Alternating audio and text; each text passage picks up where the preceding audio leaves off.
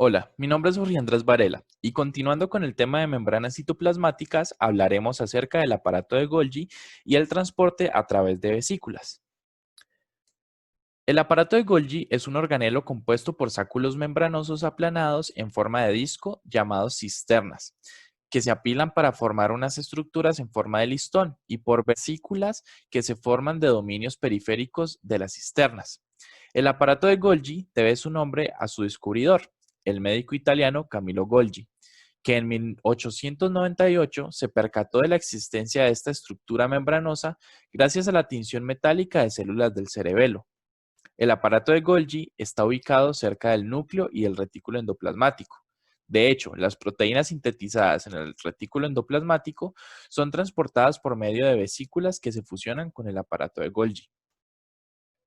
El aparato de Golgi puede dividirse en tres regiones diferentes: la región cis, la región medial y la región trans.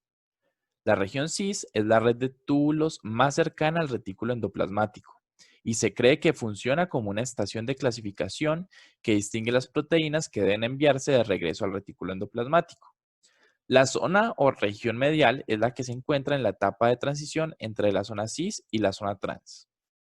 En esta zona ocurren varios procesos importantes que veremos más adelante, como la síntesis de algunos polisacáridos y la incorporación de azúcares a la región trans, la zona más externa del aparato de Golgi, y la opuesta a la región cis. Esta zona comprende una red de túbulos y vesículas y sirve como una estación de clasificación en la que las proteínas se separan en distintos tipos de vesículas que toman varios destinos intracelulares. Como se dijo anteriormente, el aparato de Golgi tiene un rol fundamental en el ensamblaje del componente carbohidrato de las glucoproteínas y glucolípidos. El orden en el que se incorporan los azúcares en los oligosacáridos depende de la disposición espacial de las glucosiltransferasas. Los pasos de glucosilación en el aparato de Golgi son muy variados. En el aparato de Golgi también se sintetizan polisacáridos importantes para las paredes celulares, como la hemicelulosa. Existen dos modelos que explican el movimiento de materiales a través del aparato de Golgi. Uno es el modelo de maduración de cisternas, que fue aceptado de manera unánime hasta 1980, y consiste en que las cisternas cis se forman por la fusión de los portadores membranosos del retículo endoplasmático, que cada una de estas cisternas se mueve por un proceso de maduración de cis a trans y que las vesículas sirven para poner en el lugar de inicio enzimas residentes del aparato de Golgi en sentido retrógrado, es decir, de la zona trans a la zona cis.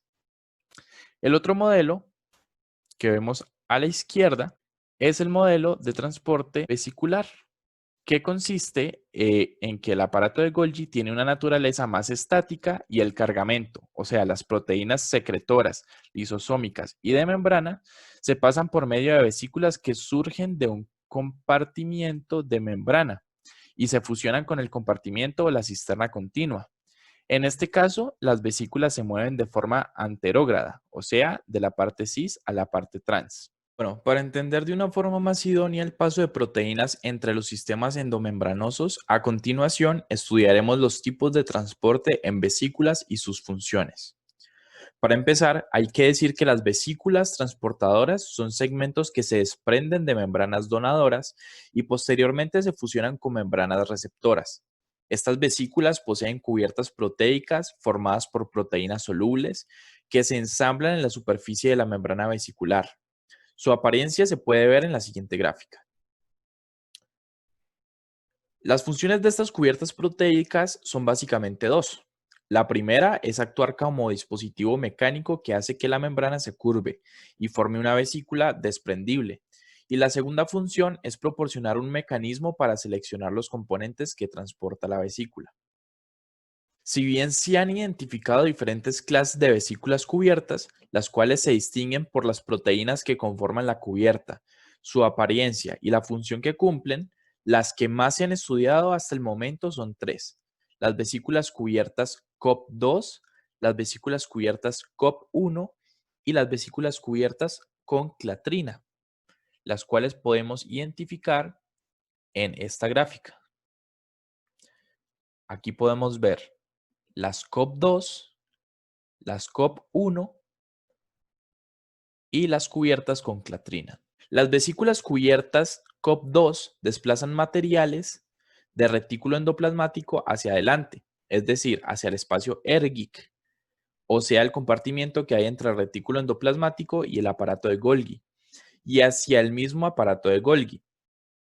Las vesículas cubiertas COP1 mueven material en sentido retrógrado, es decir, desde el aparato de Golgi y la zona Ergic hacia el retículo endoplasmático y desde la cisterna trans del aparato de Golgi hacia la cisterna cis.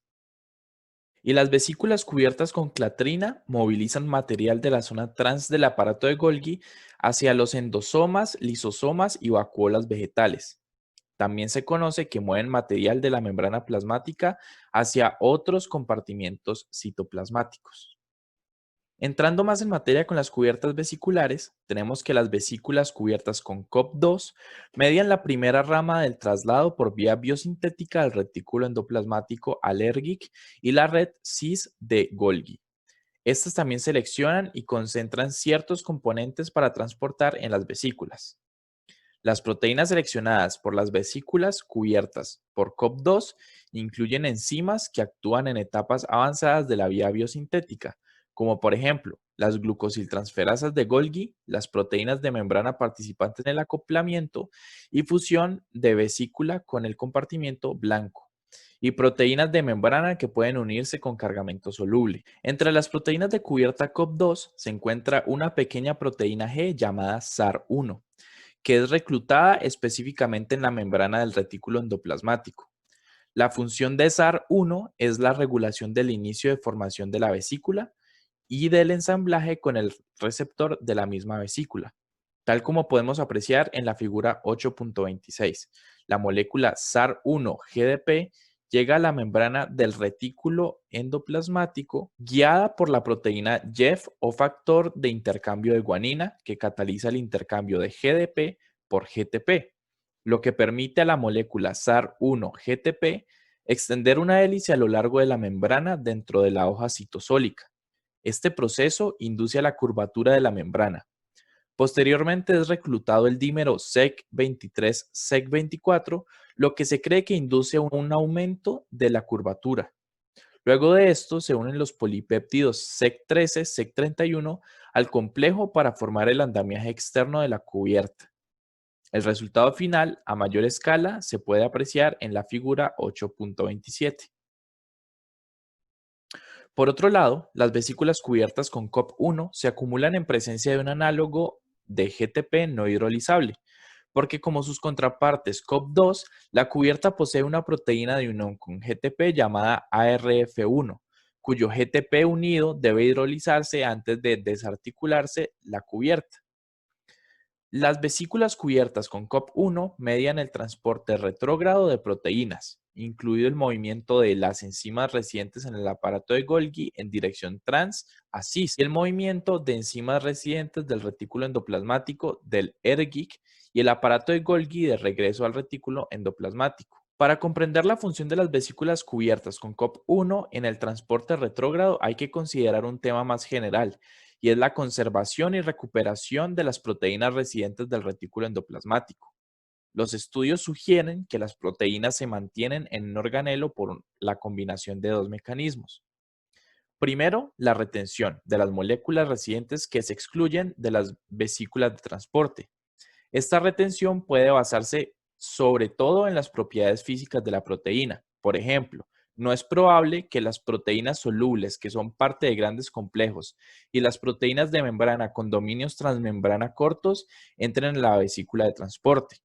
El segundo es la recuperación de las moléculas prófugas para devolverlas al compartimiento en que se encuentran normalmente. Las proteínas que habitualmente residen en el retículo endoplasmático, sea en la luz o la membrana, contienen secuencias cortas de aminoácidos en su extremo C que sirven como señales de recuperación, lo que asegura su regreso al retículo endoplasmático en caso de que se trasladen por accidente hacia el Ergic o aparato de Golgi. La recuperación de estas proteínas prófugas de estos compartimientos se realiza mediante receptores específicos que capturan las moléculas y las regresan al retículo endoplasmático en vesículas cubiertas con COP1, como se muestra en la figura 8.28. Estas proteínas se reconocen y regresan al retículo por el receptor CADEL, una proteína integral de la membrana que se traslada entre los compartimientos Golgi y los del retículo endoplasmático. Ahora, es muy importante que una célula sea capaz de distinguir entre las diversas proteínas que elabora, y esto se logra cuando la célula separa las proteínas destinadas a sitios diferentes en distintos portadores limitados por membranas.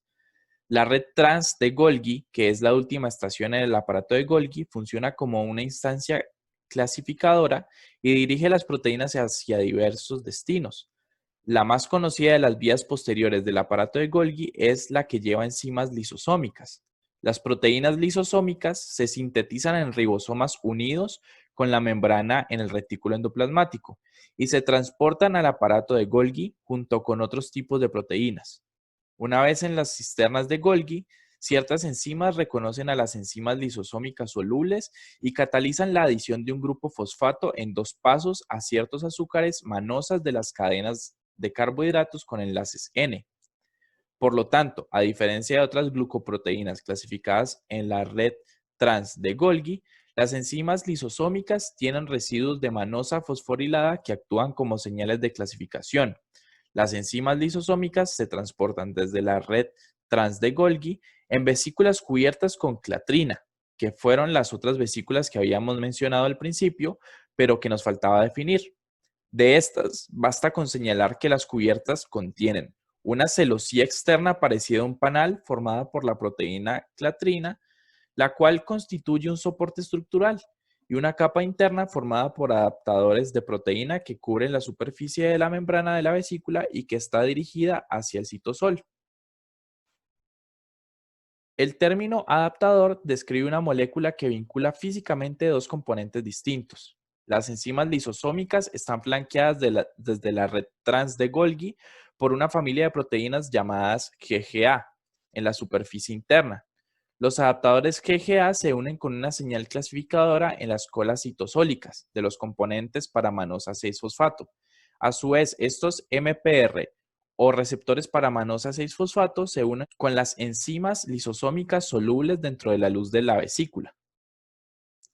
Como resultado de estas interacciones con los adaptadores GGA, los MPR de la membrana de la red trans de Golgi y las enzimas lisosómicas dentro de la luz de la red trans de Golgi se concentran en las vesículas cubiertas con clatrina.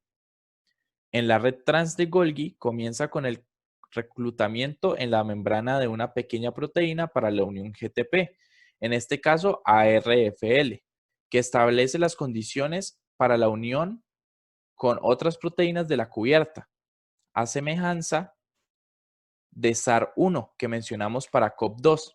ARFL extiende una hélice alfa de flexión de membrana que actúa junto con la capa de clatrina para iniciar la formación de la vesícula en gemación. Y bueno, evidentemente las proteínas lisosómicas no son los únicos materiales que abandonan la red trans de Golgi.